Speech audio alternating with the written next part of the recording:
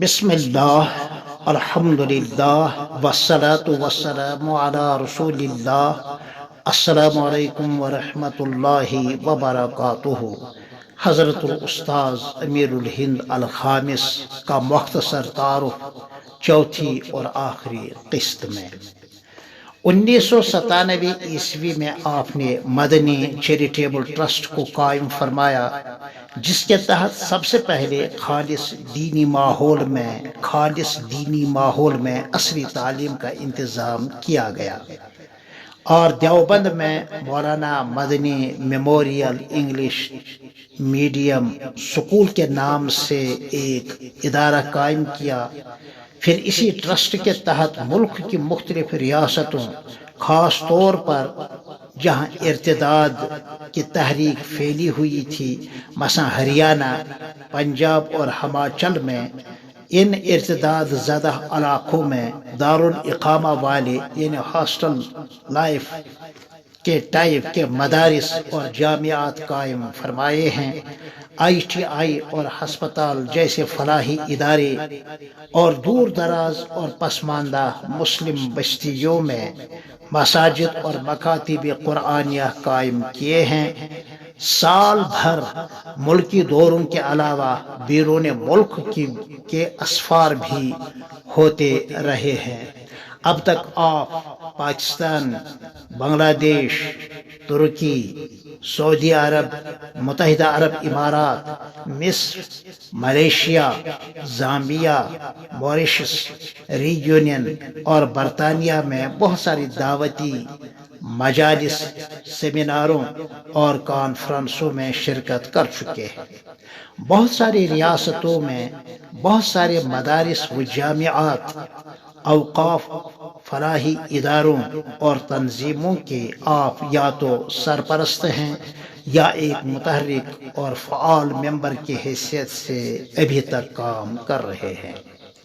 حضرت فدائے ملت و دین مولانا سید اسعد صاحب مدنی رحمۃ اللہ علیہ کے سانحہ ارتحال کے بعد آپ کو بالاتفاق ہندوستان کے سب سے عظیم و مؤثر ترین و قدیم ترین دینی و علمی، فلاحی اور سیاسی تنظیم جمعیت علماء ہند کا 2006 میں قومی صدر بنایا گیا۔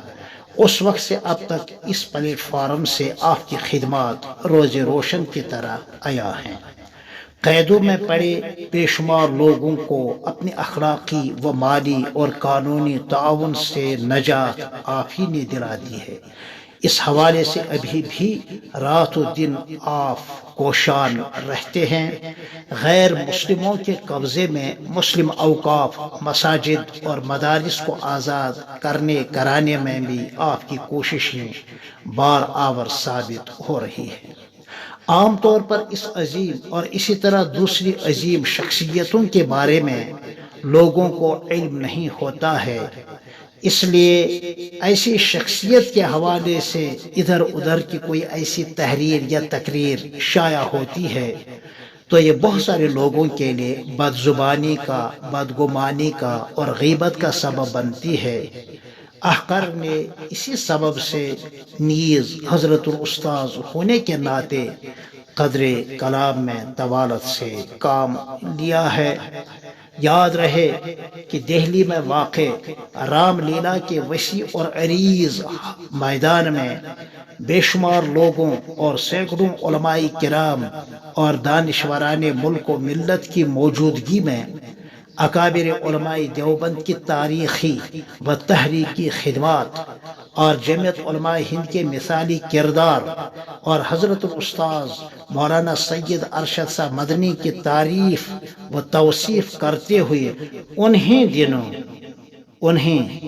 دنوں حضرت الاستاذ کو امیر الہند کے لقب سے مولانا سید سلمان صاحب ندوی نے بزبان عربی یاد فرمایا تھا۔